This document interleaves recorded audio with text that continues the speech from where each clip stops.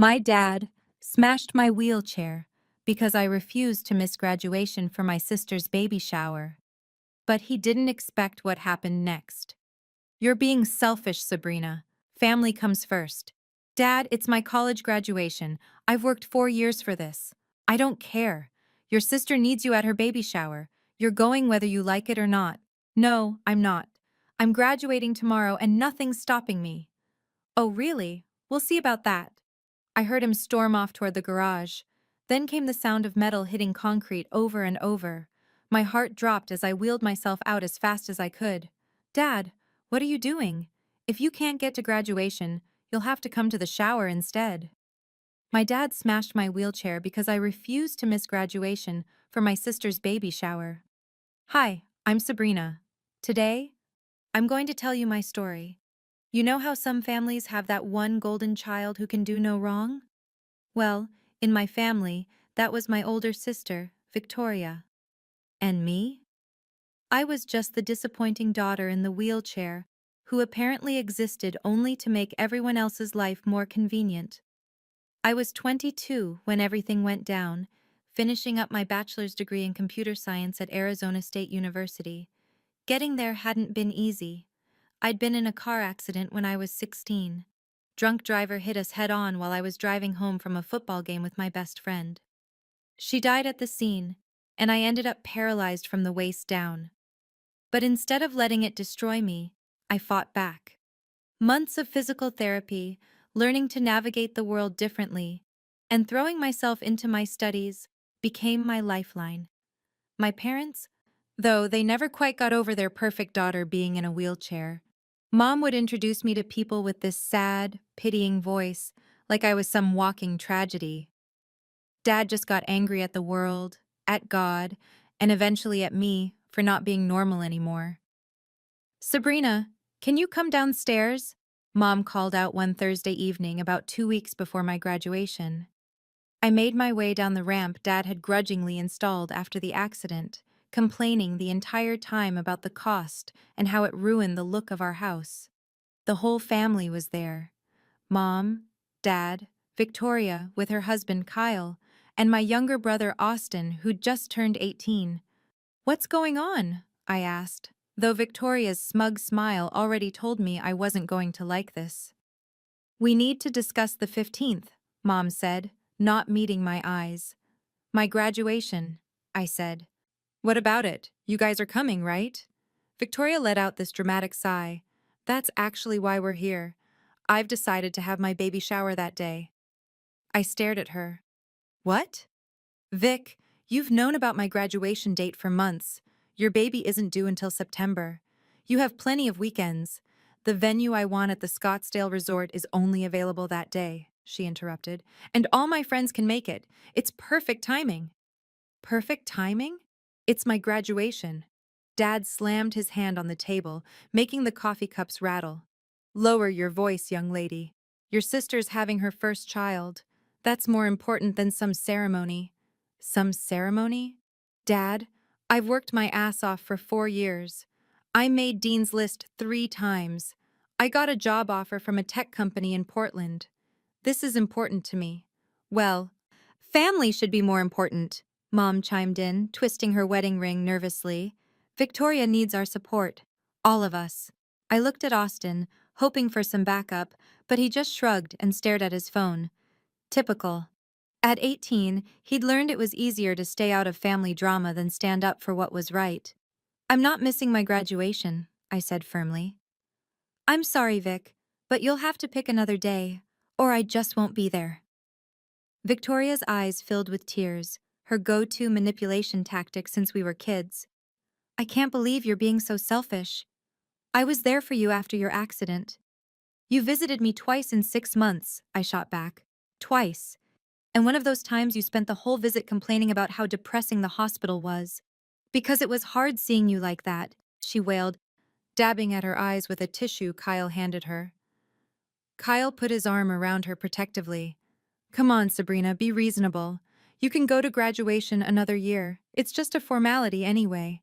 That's not how it works, I said, my voice rising despite myself. I'm graduating now. I'm walking across that stage. Well, rolling and getting my diploma. End of discussion. That's when Dad stood up, his face turning that dangerous shade of red I'd learned to recognize. You'll go to your sister's shower, or there will be consequences. Like what? You'll ground me? I'm 22, Dad. I pay rent here. I buy my own food. The only thing you've done for me in years is complain about the wheelchair ramps and how I'm costing you money. How dare you speak to me like that? He roared. How dare I what? Tell the truth? When was the last time any of you came to something important to me? My academic awards ceremony last semester? My presentation at the tech symposium in Phoenix? Oh, right, Victoria had a hair appointment that day. That wasn't just a hair appointment, Victoria protested. It was for my engagement photos, which you've already had retaken twice because you didn't like the lighting, I said. The point is, nothing I do matters to any of you. I'm just the broken daughter who reminds you that bad things can happen. You ungrateful little brat, Dad started, but I'd already turned my chair toward the hallway. I'm done with this conversation, I said. I'm graduating on the 15th. If you want to come support me, great. If not, that's your choice. But I'm not missing my college graduation for a baby shower that could literally happen any other weekend. I headed back to my room, ignoring their shouts behind me. Mom was crying. Victoria was shrieking about how I was ruining everything. Austin mumbled something about going to his friend's house. Dad's voice followed me down the hall, promising this wasn't over. I locked my door and pulled out my phone with shaking hands. That night, I called my friend Denise. We'd met freshman year in an intro programming class and had been inseparable ever since. They're unbelievable, she said, after I filled her in on the family meeting. You're still coming to graduation, right? Absolutely, I said, staring at my cap and gown hanging on my closet door. I didn't survive a car crash that killed my best friend and 4 years of college to miss this because my sister wants attention. Good. Jordan and I will be there cheering you on. Jordan was Denise's boyfriend and had become a good friend too. He was studying mechanical engineering and had actually helped me modify some of my wheelchair accessories. At least I had some people in my corner. The next week and a half were tense. Mom kept leaving baby shower invitations on my desk, each one more elaborate than the last, with little notes about how much it would mean to Victoria. Dad would make snide comments at dinner about family loyalty and respect. Victoria called crying almost every other day about how I was ruining her special moment. I held firm. I even picked up extra shifts at my part-time job doing web design for local businesses so I could save up to move out sooner. The house felt more like a prison than a home. Then came the night before graduation. I was in my room ironing my cap and gown, music playing softly from my laptop, when Dad appeared in my doorway. He filled the frame, blocking out the hallway light. Last chance, Sabrina. Come to the shower tomorrow. Dad, I love Victoria, but I'm not missing my graduation. She chose this date to manipulate me, and you know it. She could have picked any other weekend. His face turned that dangerous purple color. You're being selfish. Family comes first. Dad, it's my college graduation. I've worked 4 years for this. 4 years of late nights, tough classes, group projects where I had to prove myself twice as hard because people assumed I couldn't keep up. I don't care, he said, his voice cold. Your sister needs you at her baby shower. You're going whether you like it or not. No, I'm not, I said, standing my ground even though my hands were trembling. I'm graduating tomorrow, and nothing's stopping me. Oh, really? He leaned against the doorframe, a cruel smile playing at his lips. We'll see about that. He turned and stormed off. I heard his heavy footsteps heading toward the garage. Then came the sound of metal hitting concrete, over and over, that distinctive clang of a hammer striking steel. My heart dropped into my stomach. No, he wouldn't.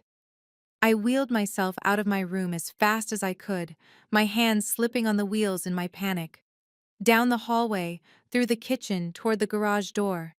Mom was standing there, her hand over her mouth. Dad, what are you doing? I shouted as I reached the garage. He was standing over my custom wheelchair, the good one I'd saved for 2 years to buy, working extra hours and skipping meals. In his hands was a sledgehammer. The frame was already bent. One of the wheels lay detached on the concrete floor. The custom cushion I'd ordered for proper support was torn, foam spilling out like guts. "If you can't get to graduation," he said, breathing hard from the exertion, "you'll have to come to the shower instead." I sat there in my backup chair, the cheap one insurance had provided years ago that gave me back pain after an hour, staring at the wreckage of my independence. $3,000. 2 years of saving every spare penny. My freedom, smashed to pieces on the garage floor. "You're insane," I whispered. Mom appeared behind him, her face pale. "Oh my God, Robert, what did you do?" "I did what needed to be done," he said, dropping the hammer with a clang that echoed through the garage. "Now she'll have to stay home tomorrow. She can't go anywhere without that fancy chair." "That's my wheelchair," I said, my voice breaking. "My freedom, my independence. How could you?" "It's just a chair," he said dismissively, wiping sweat from his forehead. "We'll get you another one. After you apologize to your sister and show up tomorrow, like a good daughter should." My hands were shaking as I pulled out my phone. For a moment, I just stared at the screen, my mind struggling to process what had just happened. Then clarity hit me like ice water. "What are you doing?" Mom shrieked as I dialed. "Reporting destruction of property and theft," I said, my voice steadier than I felt. "That wheelchair cost $3,000. It's my property. This is a crime." "You wouldn't dare," Dad growled, taking a step toward me. "Watch me," I said, holding up my phone as the operator answered. "Yes, I need to report a crime.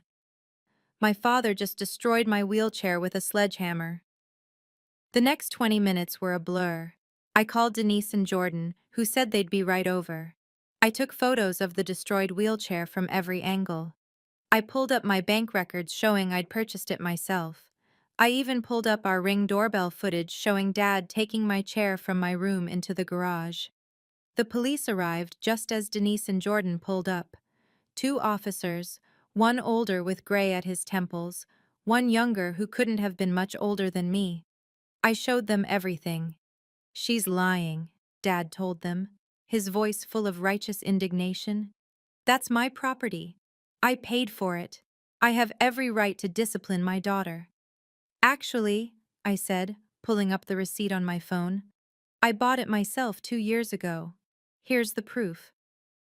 And here's video footage from our doorbell camera showing him taking it from my room without permission." Officer Rodriguez, the older one, took photos and notes while his partner, Officer Stevens, took statements. Dad kept insisting it was just a family disagreement, but destroying property worth $3,000 wasn't a simple argument. "Ma'am," Officer Rodriguez said gently, "do you want to press charges?" I looked at my parents. Mom was crying silently. Dad was still defiant, his jaw set. In the corner, Victoria had arrived with Kyle. Attracted by the police cars in the driveway, she was shrieking about how I was ruining everything, how this was supposed to be about her baby. How could I be so dramatic? "Yes," I said, looking Officer Rodriguez directly in the eye. "I do.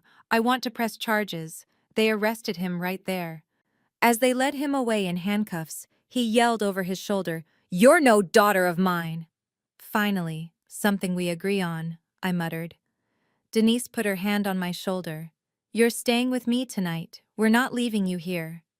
"But graduation," I started. "We'll get you there," Jordan said firmly. "I've got a friend who runs a medical supply company. Let me make some calls." That night, while my family dealt with Dad's arrest and booking, I sat in Denise's apartment trying to process everything. My phone kept buzzing with messages. "Victoria, I hope you're happy. You've destroyed our family. Dad's in jail because of you." "Mom, please drop the charges. Think of what people will say. Think of our reputation." "Austin, Dad's in jail. WTF?" Sabrina? This is insane. I turned off my phone and tried to sleep, but every time I closed my eyes, I saw that sledgehammer coming down on my wheelchair. My independence shattered. My freedom destroyed because I dared to choose myself for once. The next morning, Jordan's friend arrived at 7 a.m. with a loaner wheelchair. It wasn't as nice as mine. The seat was harder and the wheels less responsive, but it worked. I put on my cap and gown, my hands still shaking slightly, and we headed to the university. The ceremony was beautiful. Sun streaming through the windows of the auditorium, the smell of flowers from the decorations, hundreds of graduates in caps and gowns. When they called my name, Sabrina Torres, Bachelor of Science in Computer Science, magna cum laude, I rolled across that stage with my head held high. Denise and Jordan cheered louder than anyone, whooping and clapping. Some of my professors who knew what I'd been through stood and applauded. For a moment, everything else fell away. This was my moment. I'd earned it. Afterward, we went to the Breakfast Club, my favorite brunch spot in Tempe.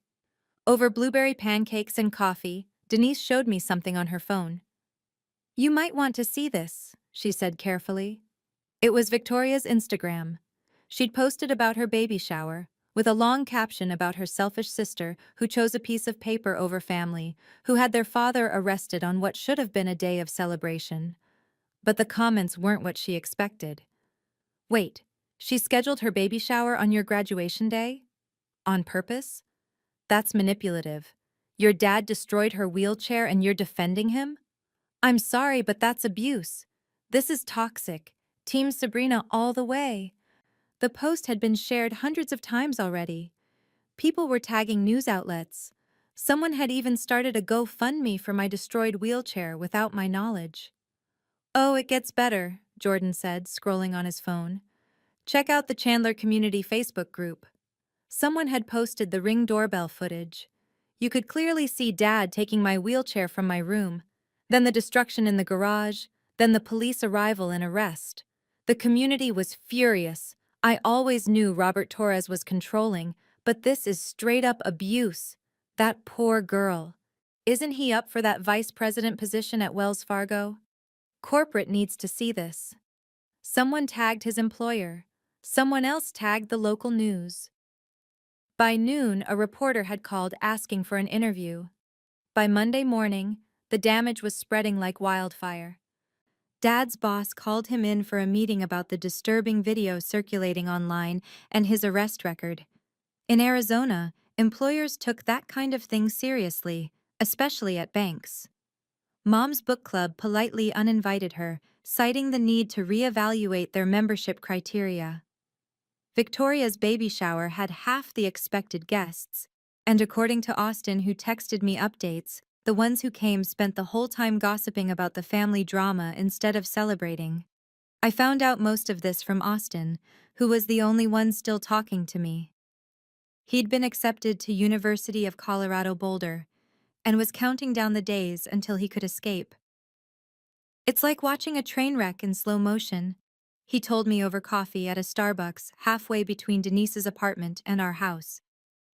Dad's suspended from work pending investigation. Mom's had 3 panic attacks. Victoria and Kyle are fighting because his parents think she's toxic and manipulative. And get this, Grandma saw the video and called Mom to say she's reconsidering who gets what in her will.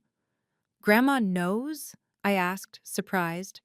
Our grandmother in Tucson was notoriously private and stayed off social media. "Everyone knows, Sabrina. It went viral in Chandler. Local banker destroys disabled daughter's wheelchair to control her. Dad's basically unemployable now." I wish I could say I felt bad, but I didn't. They'd had 6 years since my accident to treat me like family instead of a burden. 6 years to support instead of suppress. This was just consequences finally catching up. The legal process moved forward quickly. Dad's lawyer, some guy named Richard Thornton, tried to plea bargain, but the prosecutor wasn't having it. Mr. Torres didn't just destroy property, Assistant District Attorney Lisa Hernandez explained to me at a meeting. He destroyed mobility equipment for a disabled person. In Arizona, That comes with enhanced charges under our disability rights statutes. He didn't just commit property destruction, he committed abuse. Meanwhile, my job offer in Portland was starting in 2 months. I used the time to find an accessible apartment online, work with insurance to get a new wheelchair approved, and cut ties with most of my family. The GoFundMe someone started had raised over $8,000. People were incredibly kind. The trial was set for 6 weeks after graduation. In that time, the family completely imploded. Dad lost his job at the bank officially. Banks don't like vice presidents with pending felony charges. Mom filed for separation, saying she couldn't handle the shame and the whispers at the grocery store. Victoria's marriage crumbled when Kyle found evidence of other manipulative behavior. She'd lied about being on birth control, Austin told me. Kyle found texts to her friend where she admitted she trapped him with the pregnancy because he was talking about breaking up. The trial itself was quick. The video evidence was damning. Dad took the stand and actually tried to justify his actions, talking about discipline and teaching me about family priorities and respect. Judge Maria Santos wasn't impressed. Mr. Torres, your daughter is a 22-year-old adult, a disabled adult who depends on mobility equipment to participate in society. What you did wasn't discipline. It was cruel, controlling, and criminal. You didn't just destroy property, you tried to destroy her autonomy. He got 2 years probation, 400 hours of community service at the Arizona Disability Advocacy Center, and had to pay full restitution plus emotional damages. The judge also issued a restraining order. I don't want you within 500 feet of your daughter, Judge Santos said firmly. What you did was unconscionable. After the verdict, Victoria cornered me outside the courthouse. Her baby bump was prominent now at 6 months, and she looked exhausted, dark circles under her eyes. I hope you're happy, she spat. You've ruined everything. Dad's a felon, Mom's having a breakdown, my marriage is over, and it's all your fault. No, Vic, it's not, I said calmly. You chose to schedule your shower on my graduation day. Dad chose to destroy my wheelchair. You all chose to treat me like I was less than human because I'm disabled. I just finally chose to stand up for myself. I'm your sister. You should have put me first. When have you ever put me first? When have any of you? Name one time. She started crying again, but for once I didn't care. I rolled away, leaving her there with Kyle awkwardly patting her shoulder. That weekend, I packed up my things.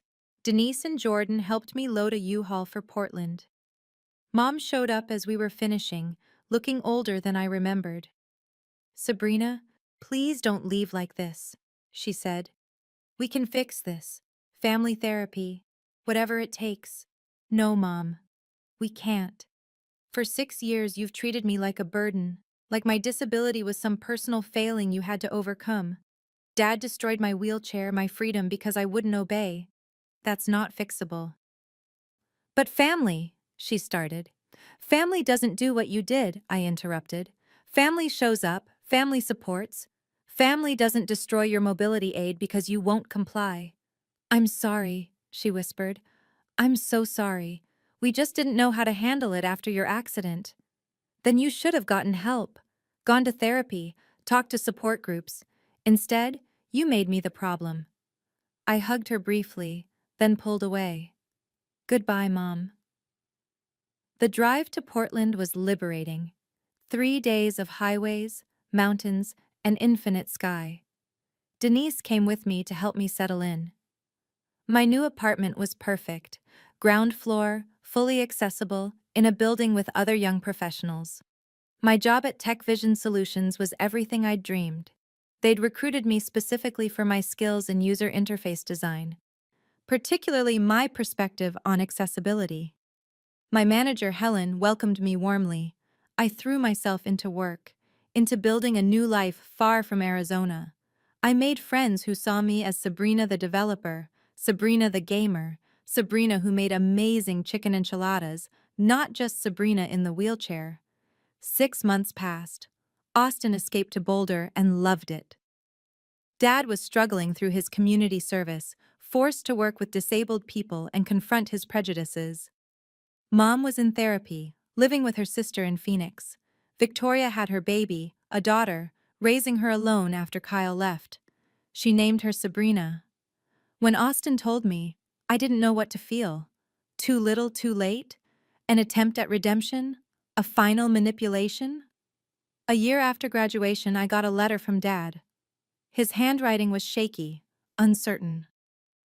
Sabrina, I know about the restraining order. My lawyer said a letter was okay. I've been at the disability center for 10 months now. I've met kids in wheelchairs, adults who were born disabled, parents fighting for their children's rights. I see now what I did to you, not just with the wheelchair, but for years. I was angry at the world for hurting my daughter. But I hurt you worse. I made your disability about me, my disappointment, my shame. The only shameful thing was how I treated you. I don't expect forgiveness. I just wanted you to know I finally understand. You were never the problem. I was. I'm proud of you. Be happy, Sabrina. I read it 3 times, then filed it away. Some things can't be fixed with words. Life in Portland was good. I got promoted to senior developer. I started dating a guy named Cameron who worked in marketing. I competed in hand cycling races. I lived fully, completely, without apology. 2 years after the trial, Victoria reached out through Austin. She was in therapy, working on herself, trying to be better for her daughter. She wanted to apologize, to maybe rebuild something. I wasn't ready. Maybe someday, maybe not. I'd built a life where I came first, where my needs mattered, where my wheelchair was just part of who I was, not a burden to manage. That night at graduation, rolling across that stage, I'd thought my life was beginning. I was right, just not in the way I expected. Sometimes destruction clears the way for something better. So now I want to ask you, have you ever had to choose between family expectations and your own dreams? What did you choose? And do you regret it? Because I chose myself, and I've never looked back.